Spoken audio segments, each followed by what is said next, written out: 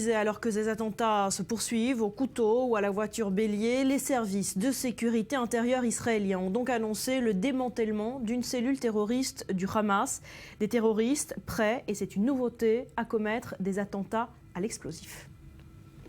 Attentats suicides, attaques à la bombe, frapper Israël en plein cœur. Voilà ce que planifiait cette cellule du Hamas, démantelée par la police et le Shin Bet israélien. L'affaire était jusque-là placée sous le coup de la censure.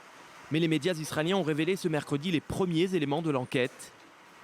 Tout commence il y a un mois par une double perquisition en Cisjordanie. À Abu Dis d'abord, cette petite bourgade palestinienne proche de Jérusalem. Les soldats y découvrent un atelier de confection d'explosifs. Pour fabriquer leurs engins, les terroristes se fournissent en produits chimiques dans une boutique de Ramallah. De filature en filature, les services de sécurité intérieure remontent au chef du groupe, un certain Ahmed Jamal Moussa Azam. Ces agents traitants du Hamas sont dans la bande de Gaza.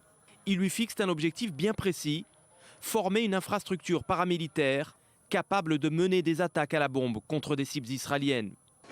À son tour, Azam recrute, notamment parmi les étudiants qu'il côtoie sur les bancs de l'université d'Abu Dis.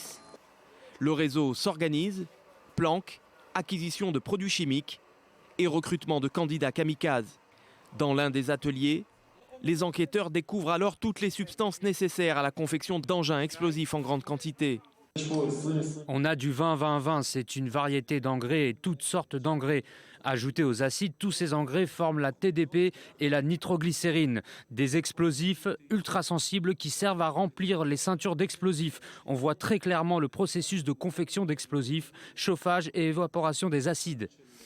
Parmi les 25 suspects interpellés, 2 citoyens arabes israéliens, recrutés pour la liberté de mouvement dont ils jouissent sur le territoire israélien.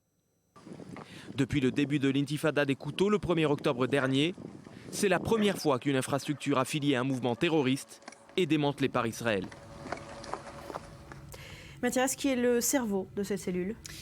L'homme qui se cache derrière cette cellule, en tout cas du moins ce qu'en croient les responsables des renseignements palestiniens, c'est cet homme, vous allez le voir à l'écran, son nom c'est Fatih Hamad, l'ancien ministre de l'Intérieur du Hamas dans la bande de Gaza. Ce dernier qui réside toujours à Gaza est qualifié d'incontrôlable par les Mukhabarat, ce sont les services de renseignement palestiniens. Il est surtout accusé, Barbara, d'avoir fomenté ce plan d'attentat suicide et c'est une nouveauté. Et cette vaste cellule sans l'accord du bureau politique du Hamas. Alors justement, est-ce que cette prévision d'attentat dénote un changement de stratégie de l'aile militaire du Hamas ? On peut se poser la question ce matin, dans la mesure où surtout Fatih Hamad fait partie de ce nouveau groupe appelé Division Cisjordanie, composé, créé et fondé par d'anciens prisonniers palestiniens sécuritaires, tous responsables d'attentats et d'avoir planifié des attentats suicides au cours de la deuxième intifada et tous libérés après l'accord Shalit et expulsés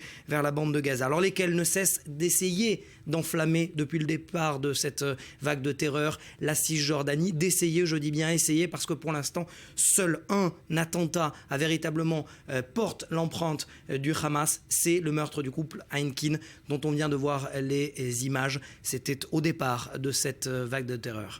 Est-ce que cette opération marque, côté israélien, un tournant dans la lutte antiterroriste menée en Cisjordanie ?